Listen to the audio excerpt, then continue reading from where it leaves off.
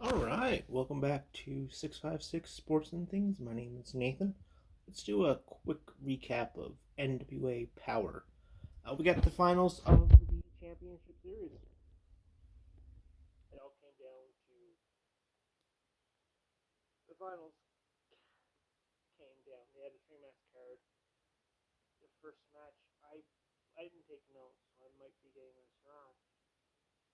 Came down to Trevor Murdoch and Tom Latimer. Now it was best of three, so it was a championship series. You had teams put together at random competing for future title shots. So essentially, the winner of the series gets 7 NWA title shots. I don't even know if the NWA has 7 titles. They have the World Heavyweight, which is held by Nick Aldis. They have the National, which is held by Chris Adonis. You have the TV, which is held by Tyrus, and you have the Women's, which is held by Camilla. So there's only 4 titles. I don't know how you get 7, but each to their own. The first match was really great. What I remember of it, um, essentially, it's back and forth match. You get Tom Latimer, who is looking at counting a team to a title shot. He doesn't win. He does lose to Trevor Murdoch. But however, this follows the whole issue with Trevor Murdoch and Nick Aldis, which has been going in the entire match. Nick Aldis is on commentary, just being Nick Aldis, being arrogant prick British. Um, a lot of people. Nick Aldis is really good at playing a heel, and as I plug my charger in, Nick Aldis is really good at being a heel because he dresses well. He always wears suits. He's very clean shaved, cut. He looks like he's been to a gym before. Nothing against uh, the other competitors, but he's very much taking cues from 70s Nick Bach. We can win the AWA kind of look, plus a bit of a Ric Flair look. Always wearing a suit, always coming off very calm, very kind of snobbish, coming out very much as that, but doing a very good job. And he pairs against Trevor Murdoch in such a way because Trevor Murdoch's kind of chubby.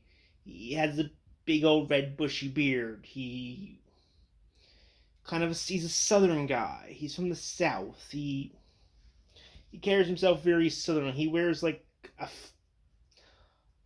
a flannel vest, like those flannel shirts that you see men who work out in the woods wear. Or I've seen men work in the woods, being from Newfoundland, wearing those, and it's cut off at the sleeves. So it's very much that.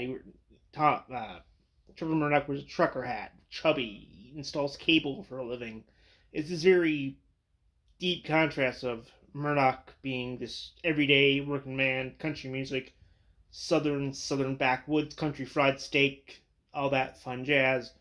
And Nick Aldis being this British person who naturally Americans don't like British people. But more on to the match. You get Tom Latimer, who was in Nick Aldis' faction, Strictly Business, fighting as for points. Trevor Murdoch does win the match by a jumping bulldog.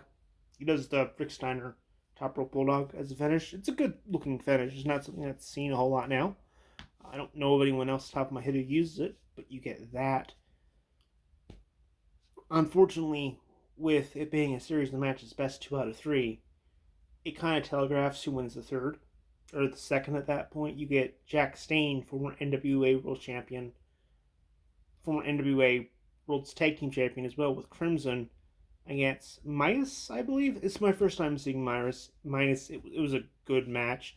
Unfortunately, because Murdoch won the first match, you knew that Midas, who was on the other team, was going to win this match. That kind of telegraphed it. The match was overall good.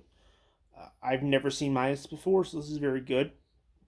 I've complained in the past about the NWA having basically WWF 10 years ago, mid-card as their main event.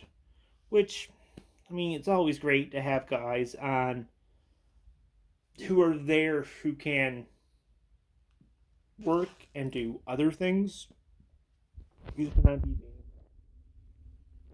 If you're look at building a new brand.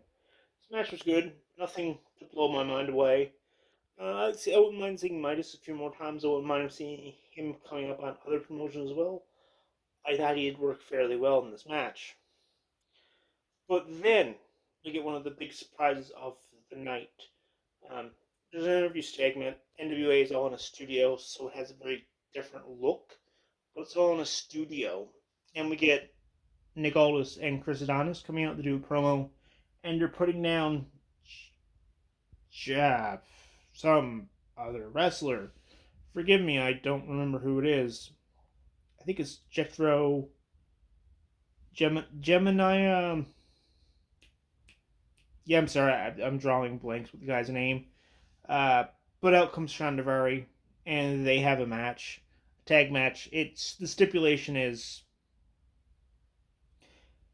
Shandavari's been wrestling for a long time. He's the team with Nick Aldis. Used to actually be a roommate. They bring up the fact that they were both in TNA together, and that no one thought Nick Aldis could do anything in TNA back when he was Brutus Magnus.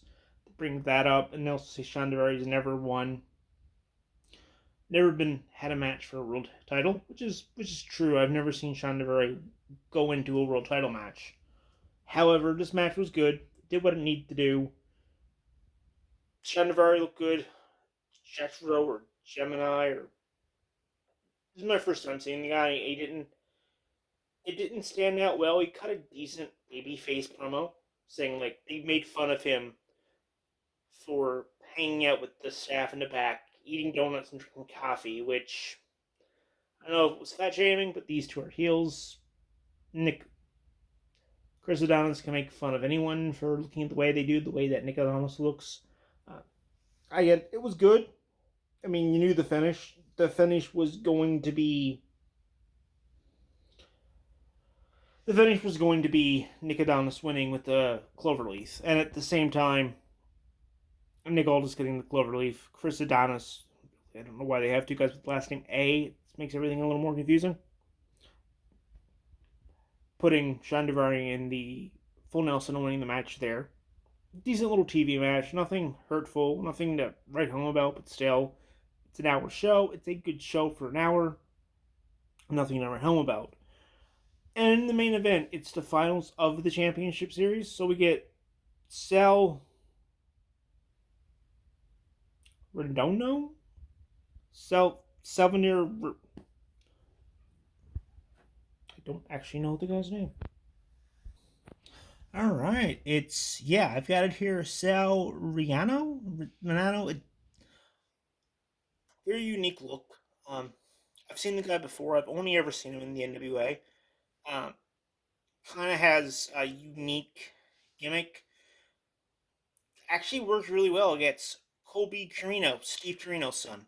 I've seen Colby Carino before. He done some work for Ring of Honor when his dad was doing commentary there. Has a very, I want to say a very different look, but he kind of looks like he took a lot of cues from Austin Aries. Heel Austin Aries. Not the belt collector Austin Aries, but kind of the versus Jeff Hardy Austin Aries. That's kind of what he took his cues from. I mean, this match was a decent match. Colby Carino definitely knows what he's doing in the ring, with his father being Steve Carino, who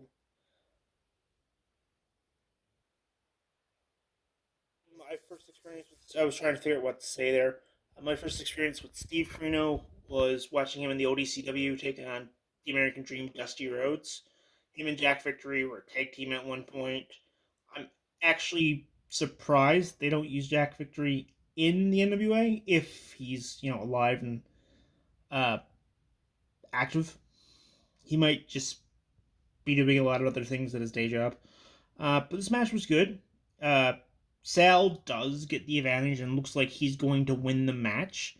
It was a little odd because Sal was definitely the babyface. Colby Carino did everything he could to make you not like the guy in the match.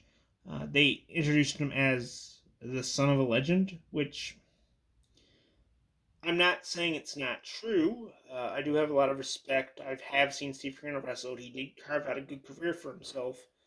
Um, he did do Ring of Honor commentary as well, and good and was a good commentator. Now that I can speak, but they made him unliked. Um, anyway, the finish of the match is Styles getting everything, winning the match in full control, and Tom Latimer, who is the team captain, because remember teams here, because he was on Team Camille with Tom Latimer, who is Camille. Camille is Tom Latimer's wife as well. Used to be Bram in TNA. Was actually married to Charlotte Flair for a little while as well. Um, he's a heel. He is 100% heel and he just wants to win. So he ends up putting a chair into the ring and telling Cell to use it. Use it on him, win this match. We get title shots. I don't care about how you feel, essentially. And then he says no. He says no, I don't want to win that way. I just don't. And Colby Corino, who is a heel playing heel the entire match, goes into his tights and pulls out brass knuckles and hits him. Puts the knuckles away. If you watch wrestling long enough, this is what happened. And wins the match. So now his team gets title shots, and it was interesting. It was a really enjoyable show. I would go out of my way to watch it. It's not the best wrestling show, but it's an hour wrestling show. I mean, if you like wrestling, you got an hour. Anyway, make sure to hit like and subscribe, and you all have a great day. Bye.